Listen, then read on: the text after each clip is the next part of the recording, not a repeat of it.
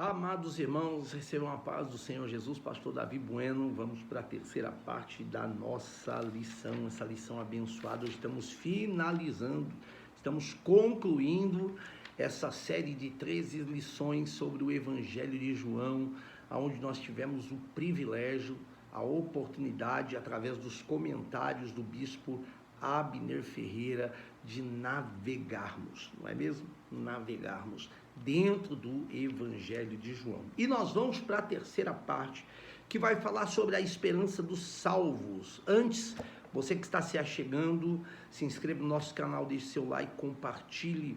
É importante para nós, pois o YouTube entende que o nosso conteúdo tem relevância e com isso iremos conseguir alcançar mais pessoas e alcançar mais grupos com a propagação do Evangelho do Reino dos Céus. Vamos falar sobre a esperança dos salvos. Deixa eu já abrir aqui antes de ler aqui. Romanos, tá? Capítulo de número 8. Vou abrir aqui Romanos, capítulo de número 8.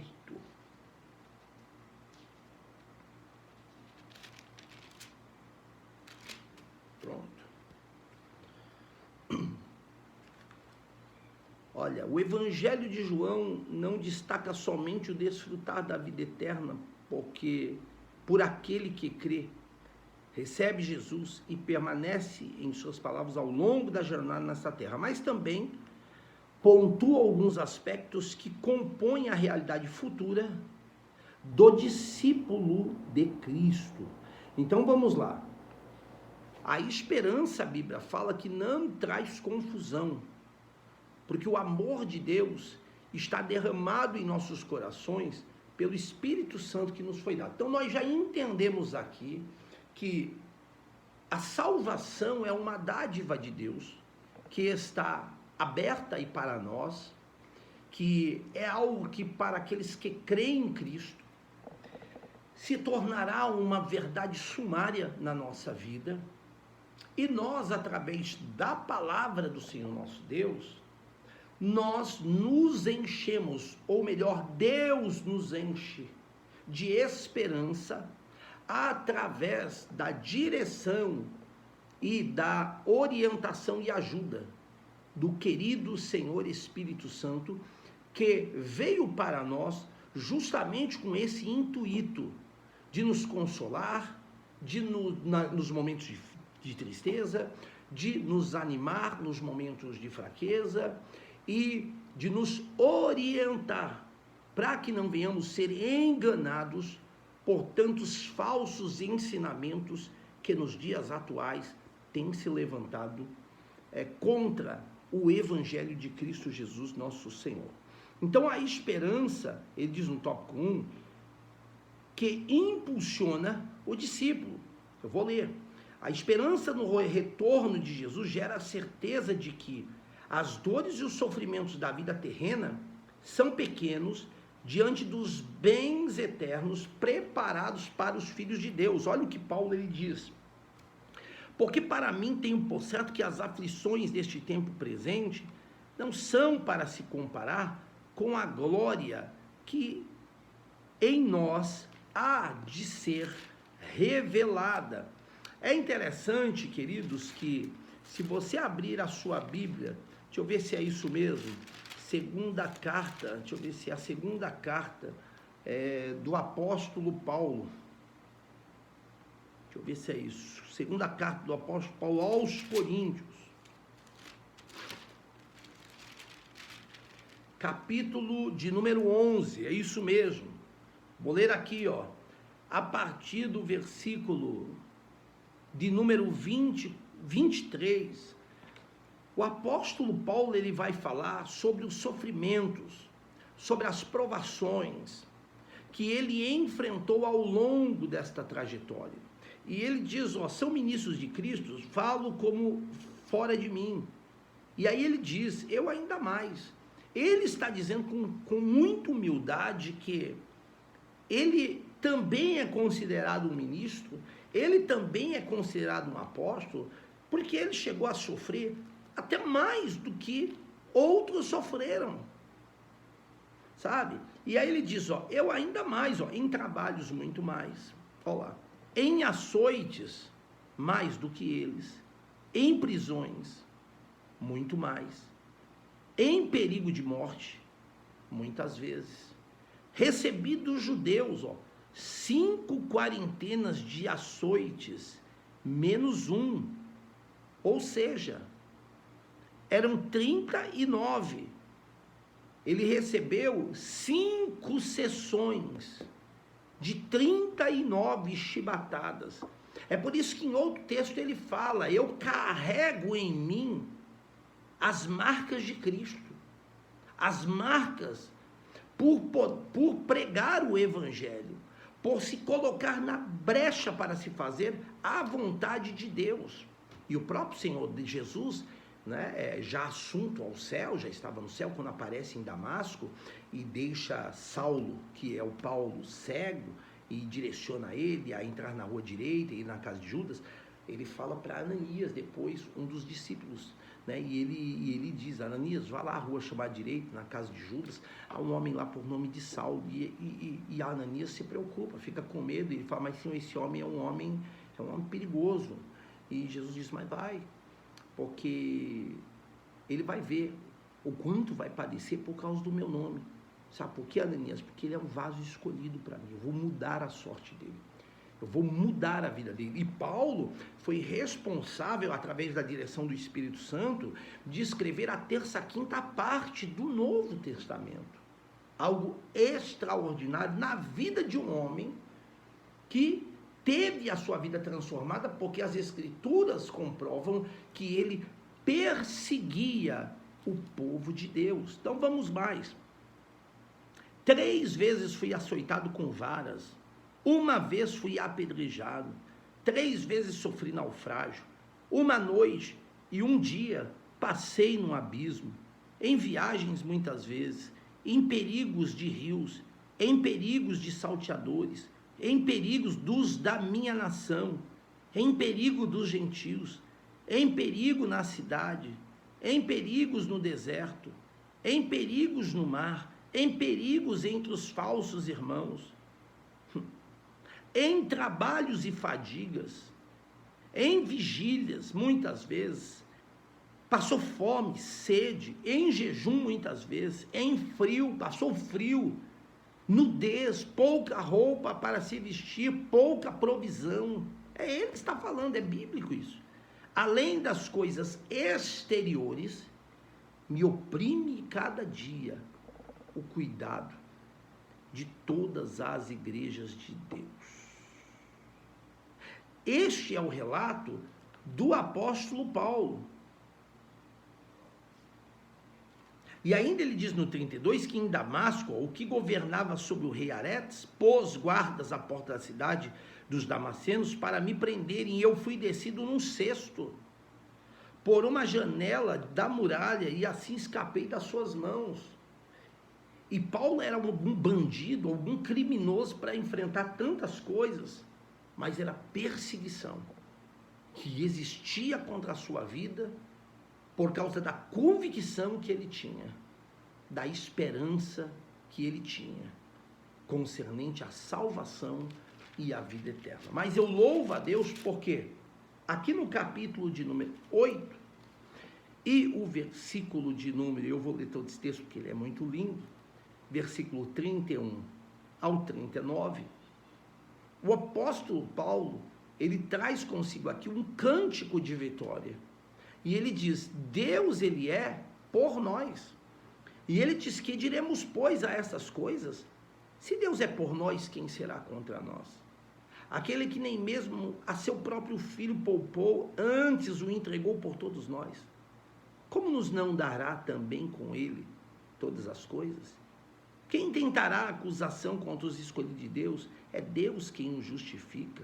É interessante que esse versículo 32, que Paulo diz que se nem ao seu próprio filho ele poupou, por que nós temos que ser poupados? Por que nós não podemos passar por aflições? Por que na vida do crente, né, tudo tem que dar certo. Essa é a mensagem dos dias atuais. Vem para Jesus e não vai ter mais problema. Venha para Jesus e você não vai ter mais tristeza. Vem para Jesus e você vai ficar rico. A riqueza não é pecado, é um bem de Deus.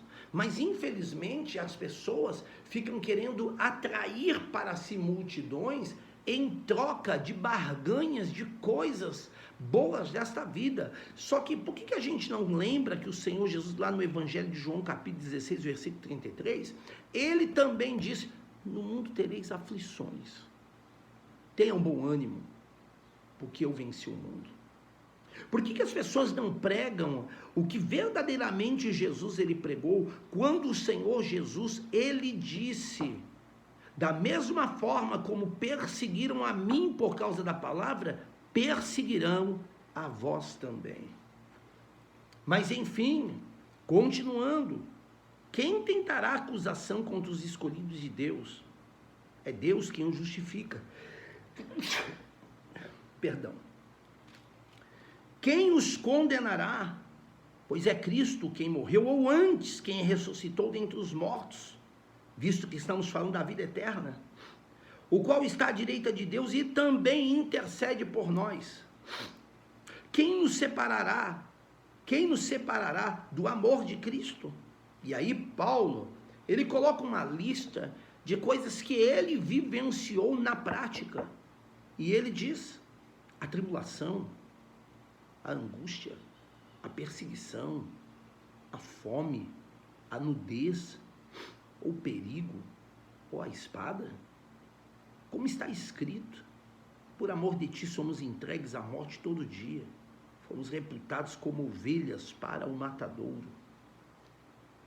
Mas em todas essas coisas, ele diz, nós somos mais do que vencedores, por aquele que nos amou.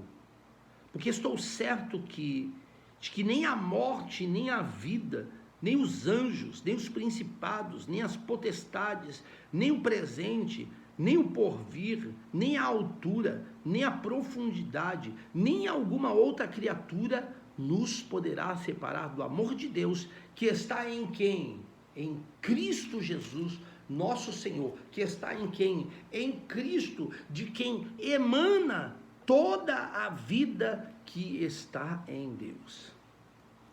Depois, o bispo Abner Ferreira, eu já vou colocar aqui um versículo, se você quiser abrir comigo aí, Filipenses capítulo de número 1, tá? Filipenses capítulo de número 1. A dimensão futura da vida eterna. O nosso Senhor declarou que no fim desta era, os que morreram em Cristo participarão da ressurreição da vida. Então, para nós que cremos em Cristo Jesus, nós entendemos que a nossa fé, ela está ligada à ressurreição de Cristo. Se Cristo não tivesse ressuscitado dos mortos, como Paulo explica em sua teologia, seria em vão a nossa pregação, seria vã a nossa fé. Mas o fato que lá no princípio, na igreja primitiva, primeiro os apóstolos deram a sua vida por amor do evangelho, é porque eles tinham a convicção, a esperança, e eles viram o seu Cristo ressuscitado. E isto foi passado para nós, que acreditamos através da fé na palavra de Deus. E o próprio Senhor Jesus, ele disse que mais bem-aventurados são aqueles que não viram, mas que acreditaram na palavra do Senhor nosso Deus. Então nós cremos que através da nossa observância à palavra do Senhor nosso Deus, nós teremos a nossa participação na ressurreição para a vida eterna. E é por isso que o apóstolo Paulo, ele diz em Filipenses capítulo 1 e o versículo 21, porque para mim o viver é Cristo. Então, enquanto ele estava vivo, ele vivia Cristo, ou seja, ele observava a sua palavra, ele procurava obedecer a sua palavra, ele procurava viver uma vida de intimidade e comunhão com os céus, através da oração, através do desejo de a cada dia estudar, conhecer a Deus, e em meio ao conhecimento, ele viver uma vida de humildade e de abnegação diante de Deus. Então ele diz, para mim, o viver é Cristo, e o morrer, ou seja, se eu morrer, é ganho. Por quê? Porque ele tinha a certeza e a convicção acerca da vida eterna. E aí nós encerramos aqui, falando sobre o tópico 3, item 3, estar onde Jesus Cristo está. Esperança essa, que é uma esperança dos salvos.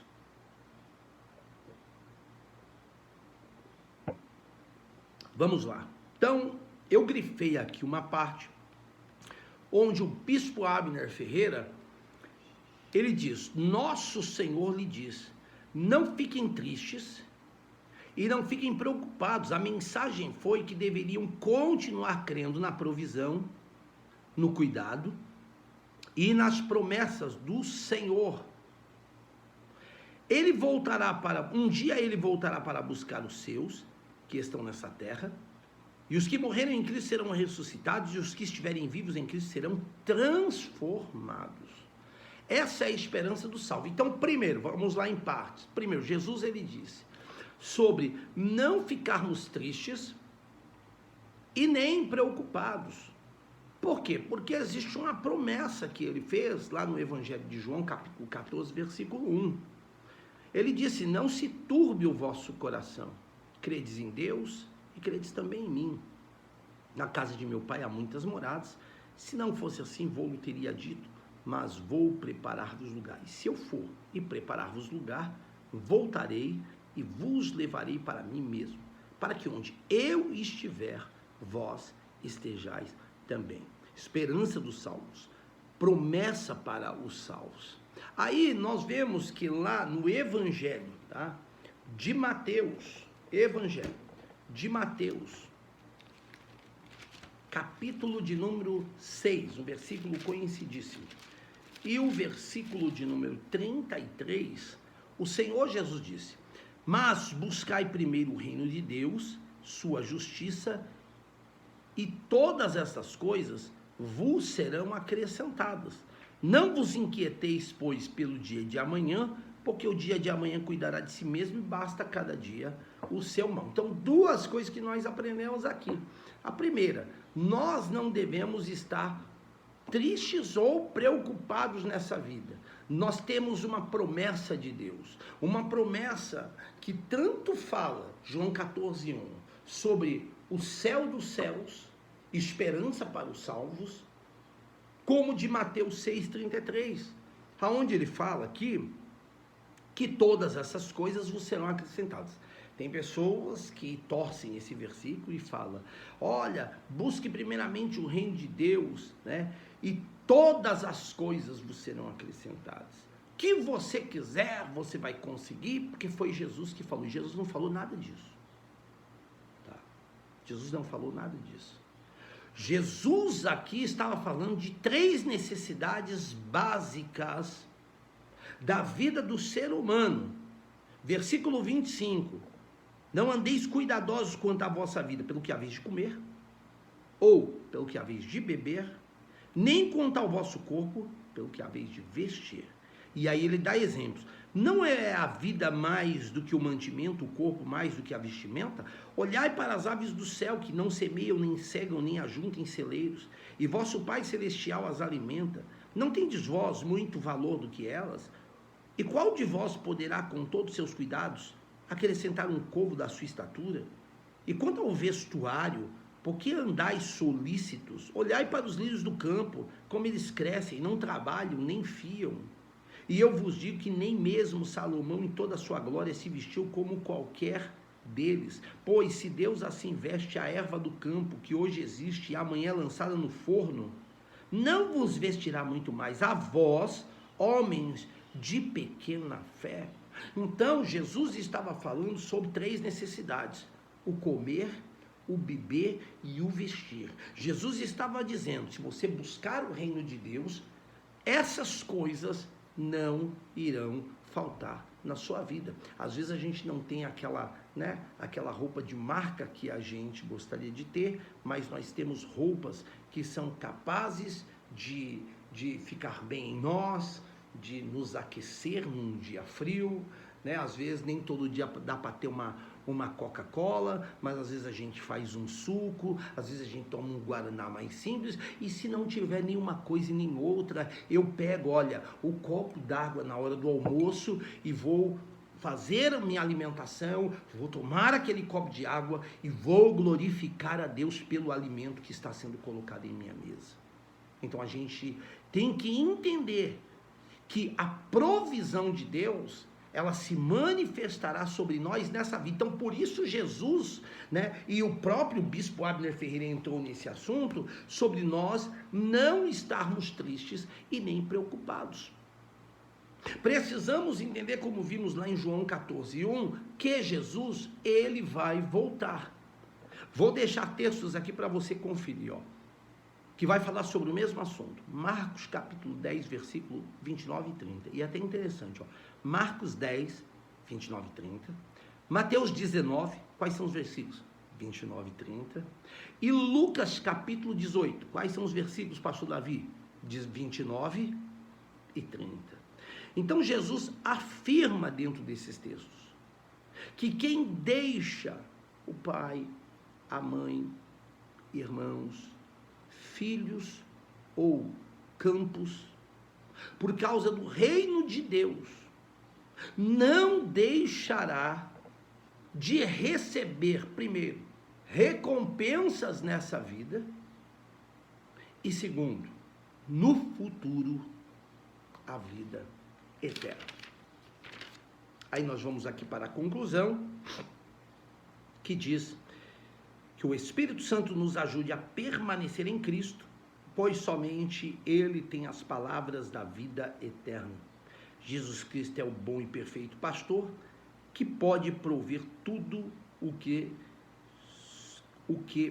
precisam, acho que era o que suas ovelhas precisam para viver plenamente. E aí a gente encerra não somente essa terceira parte, mas encerramos aqui a 13ª lição, essa série de 13 lições desta revista extraordinária da editora Betel, Jesus Cristo, Filho de Deus, a verdade que transforma, uma viagem extraordinária dentro dessas 13 lições no Evangelho de João. E a nossa próxima IBD, nós já iniciaremos essa revista nova aqui da editora Betel, que é desse trimestre que já se iniciou, tá? E nós já estamos fazendo gravações, vamos estar colocando aos irmãos, logo daqui uns dias, já estamos colocando a primeira lição, que vai falar sobre Jetro, conselhos sábios aliviam fardos. O tema dessa lição, dessa revista aqui é personagens bíblicos virtuosos e marcantes, homens e mulheres que permaneceram fiéis a Deus diante das circunstâncias da vida. Deus abençoe, espero que essas 13 lições tenham sido proveitosas, tenham trazido benefícios e ensinamentos valorosos, tanto para a sua vida secular, para a sua vida física e para a sua vida espiritual. Deus abençoe, até uma próxima lição, querendo Deus.